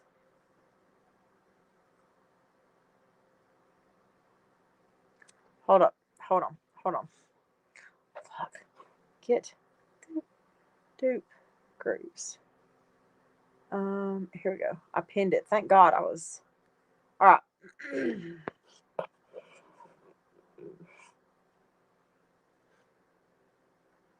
Let me get y'all back up over here so I can see you. Y'all ready for this? Shit. This is like, I didn't even, I mean, I was ready to go down the dusty side of this fucking rabbit hole, but damn, you bitches needed to warn me about this flip flop first. Um, I'm not ready though. Look, huh? Welcome all new members. If you are confused, take comfort in the fact that the rest of us are too. So I need to pull y'all away from it. Now,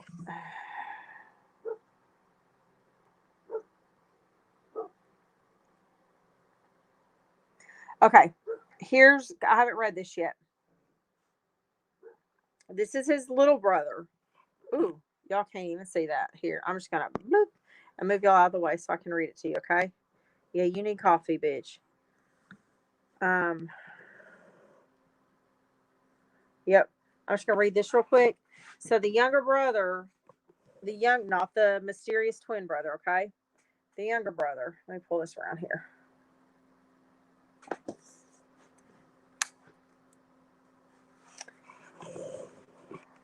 Has made a post in this group about the brother. Fuck. I wasn't gonna do this, y'all. I was just gonna hang out with y'all for a little bit and go get in the bath. I'm tired.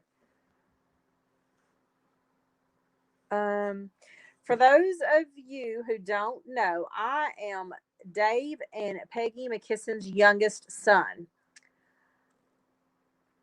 I am 2 years younger than Dusty or Dustin. I have remained silent on all of these groups and posts for safety concerns for my wife and my family members and myself, not from any fear of our father, but a fear of Dustin himself.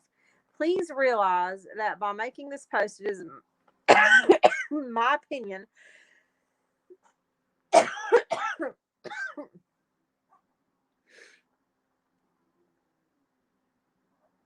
Sorry, y'all.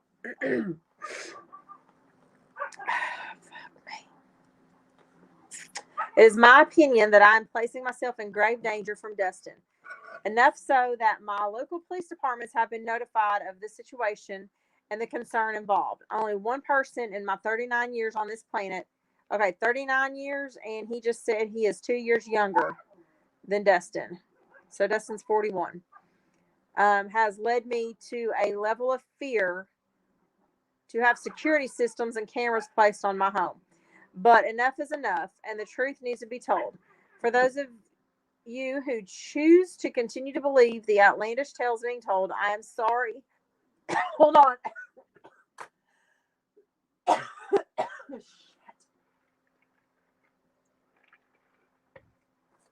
We might have to cut this short.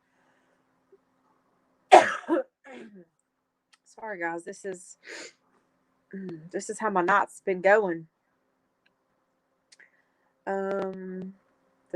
For those to continue to believe the outlandish stories being told, I'm sorry, but this statement has not brought you to a place of reason. I remember pretty much every moment of our childhoods going back to 1987. I was 4 years old and went to Head Start preschool in Hayburn, Idaho. We were happy kids and our parents were loving and supportive. Maybe not perfect, but whose parents are. We went to church with my step grandpa Dub, who we affectionately called a Grandpa Sticky Paws. There are pictures of this happy family at the Baptist Church in Rupert, Idaho. Our mom was always willing to sacrifice her own needs to make sure our needs, our hobbies, and our interests were supported, even in times of financial hardship. Both our mother and father were loving and taught us to be good people. We were taught to take care of each other and love each other. My brother is correct that we moved a lot in the late 80s, but those moves were all a result of trying to make our lives better. Moving does not make you a criminal or a horrible person. If this were true, Dustin himself has moved his family to 4 different states in the last 3 years: Missouri, Washington, New Mexico, and Utah. Sticky Paws doesn't. Holy shit. Sounds burglary. Ooh. No, I'm not, Mark. Oh my gosh. This cough is about to kill me. I just can't shake it. I've been sick for about a week, but this, like a chest cold, and this cough is the worst. I just took some cough medicine. Um, we had great times in these different places we lived in. In Paradise, Utah, in 1989, we had a great time as kids playing with our pet rabbit in the barn behind the house, swimming in the river, frequent trips to the town general store for loads of penny candy. Wait a minute. He's 39 years old. He's not old enough to remember to even have had penny candy.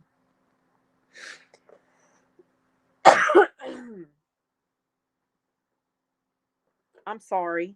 Penny candy? They did. I'm not even. Don't even get me started. That right there just made me doubt his story, the whole story. Talking about penny candy when you're only 39 years old. Can anybody here agree with me or no? I mean, I've never been to Utah, but I grew up in Texas and Arkansas, and I'm older than him, and we didn't have no penny candy. Thank you, Itchy. The fuck? He's talking about like he was born in the 40s or 50s.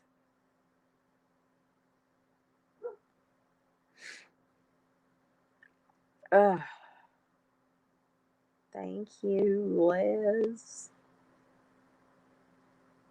I'm about, yeah, something. Thank you, Mark.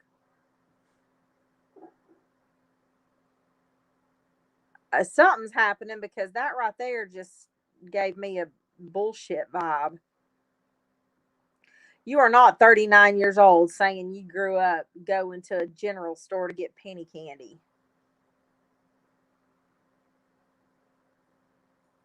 Is it just two of us here that agree with that?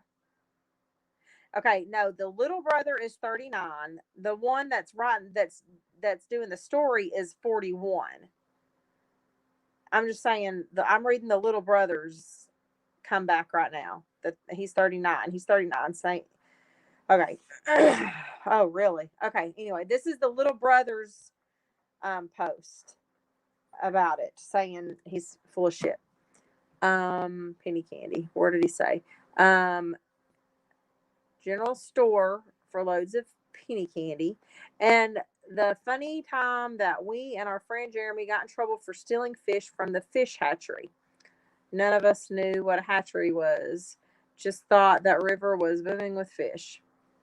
I can tell a million of these stories of fun and good times. I can also tell stories of bullying and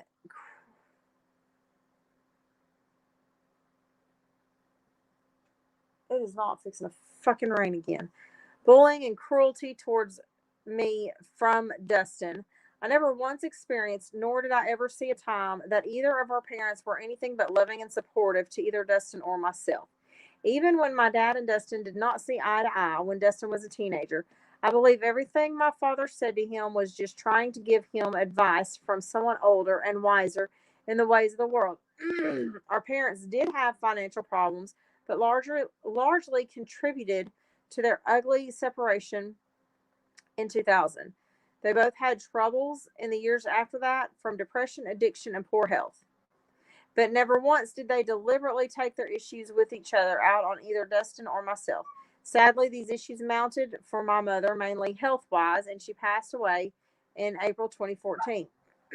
Dustin likes to say that it was a suicide, but there's never been any confirmation that it was, in fact, that. She had a 20-year battle with multiple types of cancer, and shortly before her death, she found out that her cancer had returned in addition to an extreme case of osteoporosis. Hold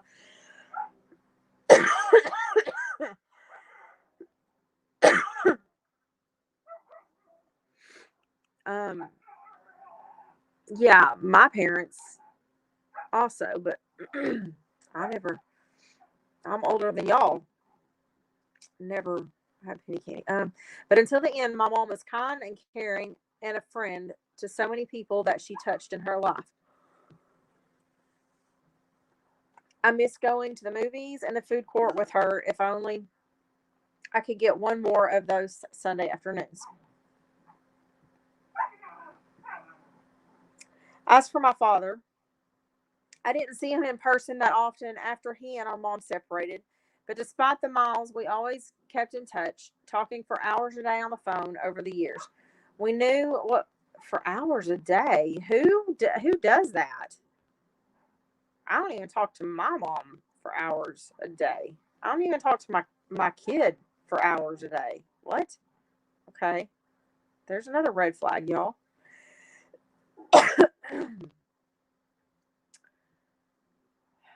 We knew what was going on in each other's lives and were open ear for ideas or tech help.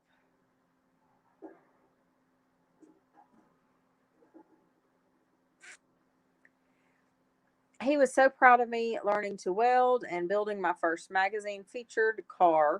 My wife and I spent 8 weeks with him in the desert when I had a break from a ski hotel I worked at. I would never be afraid for anyone I know to be around him. I have always introduced him to my friends proudly. Is he a bit of an oddball? Absolutely, but I am sure there are people out there who think each and every one of us is a little weird. This investigation into our dad and complete destruction of our family and so many relationships with which I have lost and will probably never be able to repair have been 100% fabricated by Dustin using his ability to manipulate those around him. He is a talented and educated writer, and these skills have been useful to this public massacre of our family. Each and every one of the claims he has made and there has been a lot, can be easily refuted by those of us there at the time, or simply by math and timelines. If Dustin has truly forgotten his entire childhood, making up a grandiose and violent past is harmful to us all. Dustin is clearly suffering from a serious case of confabulation at the very least. Confabulation is the creation of false memories in the absence of intentions of deception. Individuals who confabulate have no recognition that the information being relayed to others is fabricated. Well, okay, Mr. Psychiatrist. When any of us have tried to push back against these claims, Dustin has met them with intense threats of violence and verbal torture. Wow. No contact court orders have been placed against Dustin as a result of some of these actions. I am sure that Dustin will make posts trying to discredit me. I'm fine with that. Heavens, these puppies. I know the truth, and you would all do yourselves a public service by not following or encouraging in his quest for fame and recognition at the expense of our family. If you hear his audio recordings and see his screenshots of information, realize that they have either been a product of manipulated false information or clever editing. This is my statement. I refuse to let this fallacy dominate my life, and I honestly have better things to do than respond to comments and messages to save your time. Rather than being consumed by tall tales, take a friend out for a burger or a drink. Buy someone and eat a meal. Tell someone you love them. We all need to hear it sometimes. If you're struggling with mental health, Bob, okay.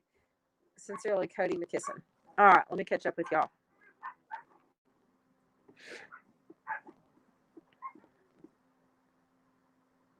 Shoving stuff. Damn. Yes.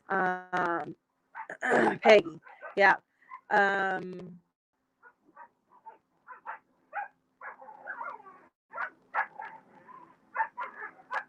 he did mention a lot about his mom's fire starting issues.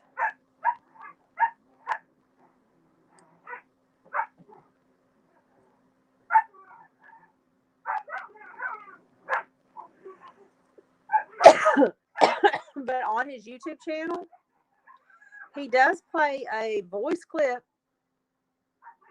that seems to be his aunt talking to his uncle. We can get to that later.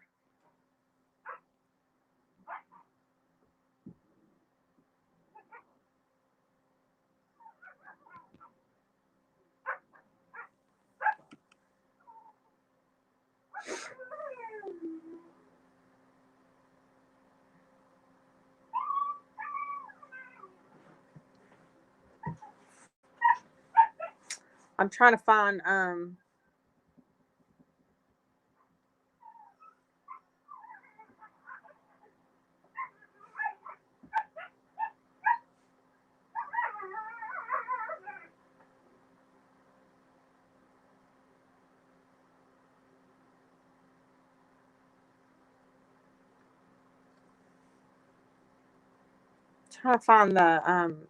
the brother's wife's post now. Hang on.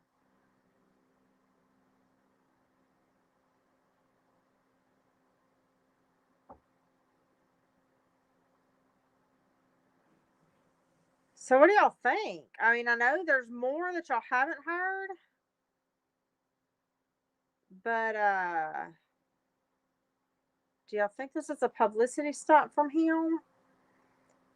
He still claims that everywhere the dad has been, they have discovered those same times and same places people were murdered that are still open investigations.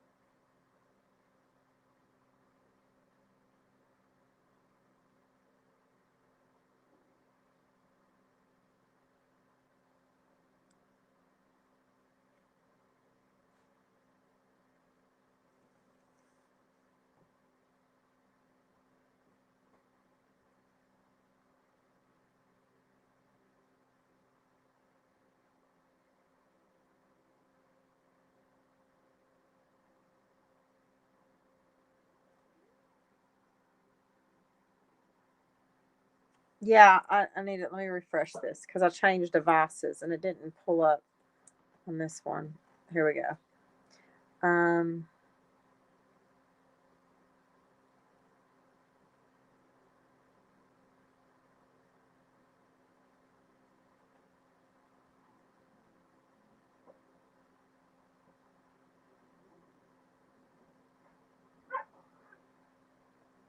Here it is. Okay. Damn. All these fuckers like writing books, don't they? Shit. I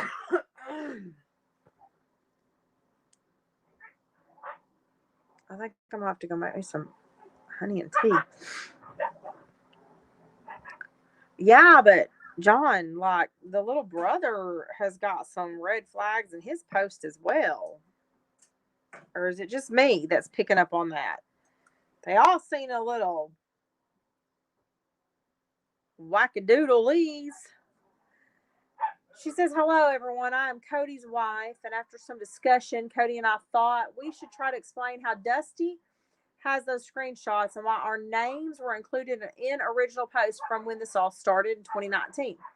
When Dusty first mentioned that he thought Dave, the dad, had done what he thought Dave had done, we instantly had our doubts. But you can't disagree with Dusty. This is where I'm telling you she made accusations without risking being physically assaulted. He has, on several occasions, physically assaulted Cody when they were children, teenagers, and as adults. And because of that, Cody is afraid of Dusty and tries to avoid conflict at all costs. I mean, fuck, you're a grown ass man. Just stay away from him. Like, hold on. Hey,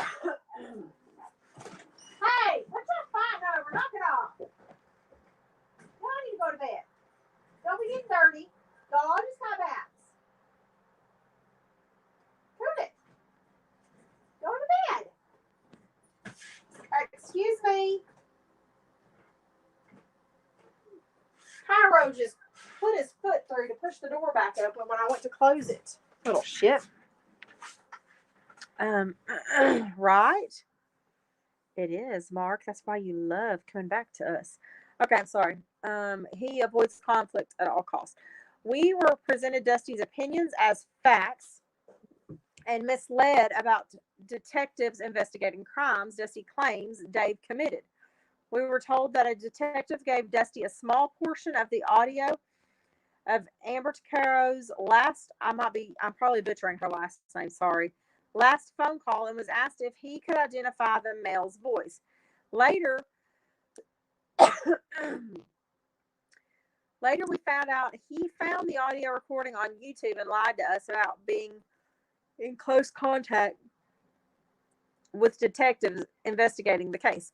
Once we heard the whole audio of Amber's last phone call, we knew for a fact that it was not Dave's voice. He also used our names in Facebook posts without our permission. I think that's illegal. As soon as we started to push back, he accused Cody of writing threatening emails under an alias and helping Dave. Soon after that, we attempted to cut off all contact with Dusty and Megan, but Dusty continues to create new email addresses and phone numbers to harass Cody. He claims he has hired several experts in different matters, but can never provide these experts' contact information. That sounds like some people we know, huh?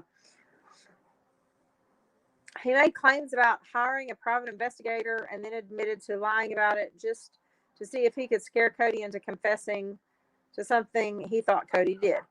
In other words, Dusty lies to get people on his side and to believe his story.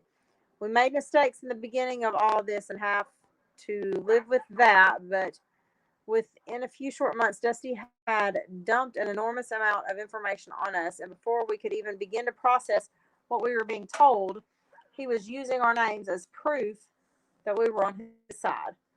The point of us speaking out was to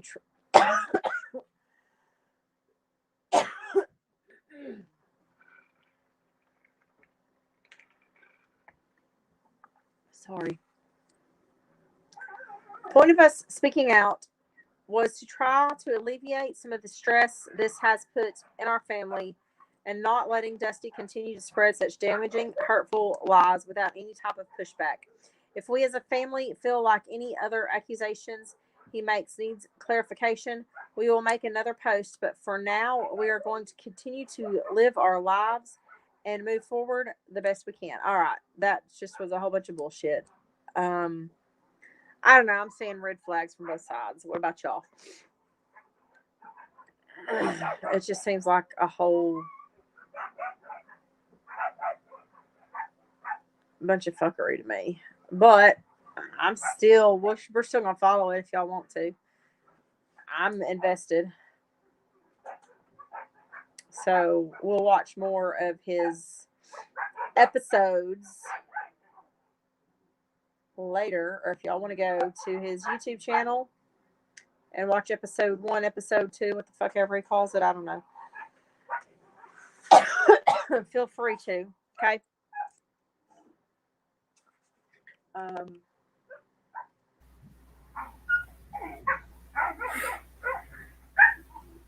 Man, what y'all think?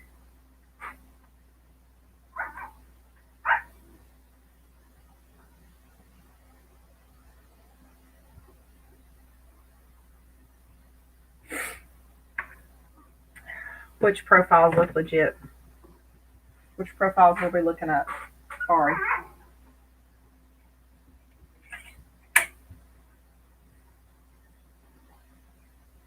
I missed it.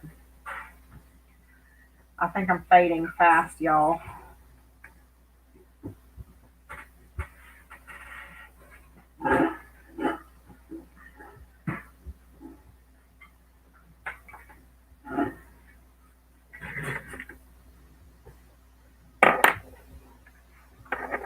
Did y'all hear these puppies out there?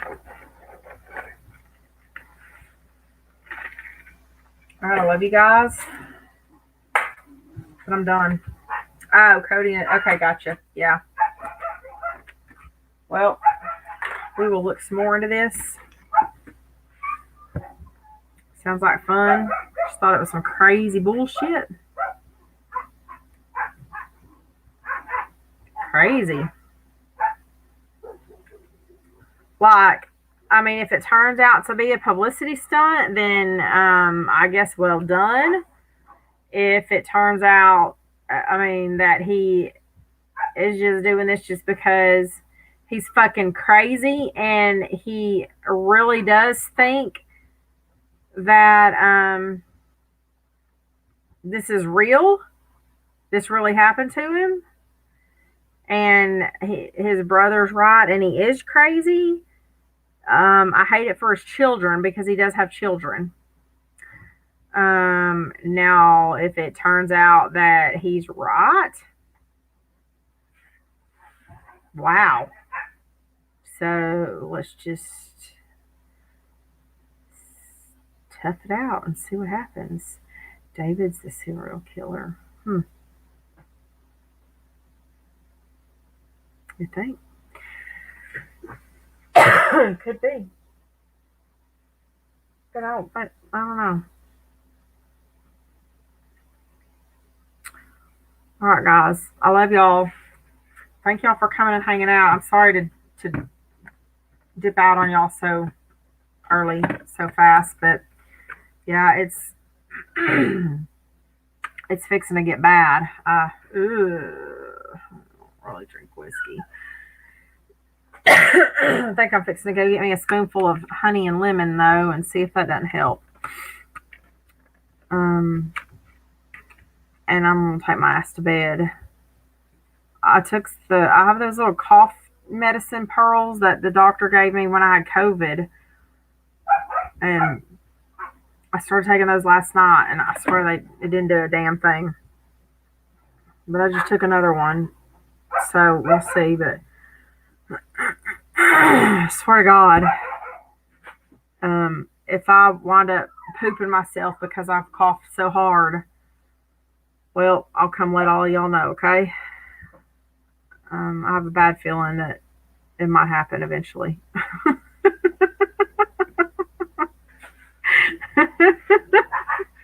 What the fuck?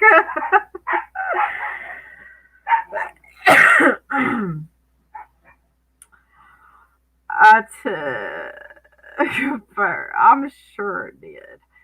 Um, you too, Mark. Have a great day. Thank you so much, sweetie. John, I can't take that stuff though. They make me so sick. I bet it would stop a cough, but I don't. I can't take stuff like that. It makes me very sick.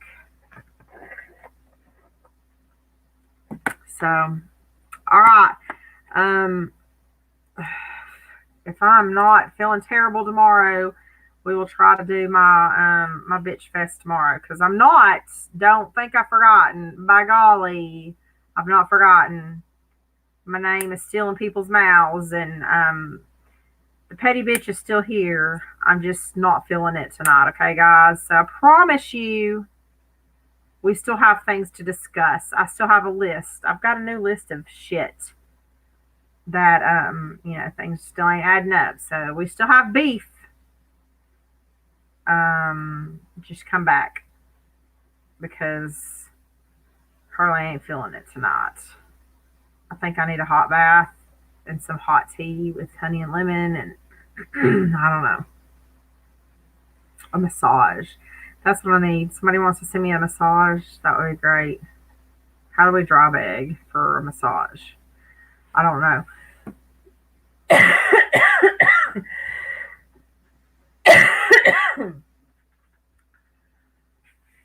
All right. Love you all, guys.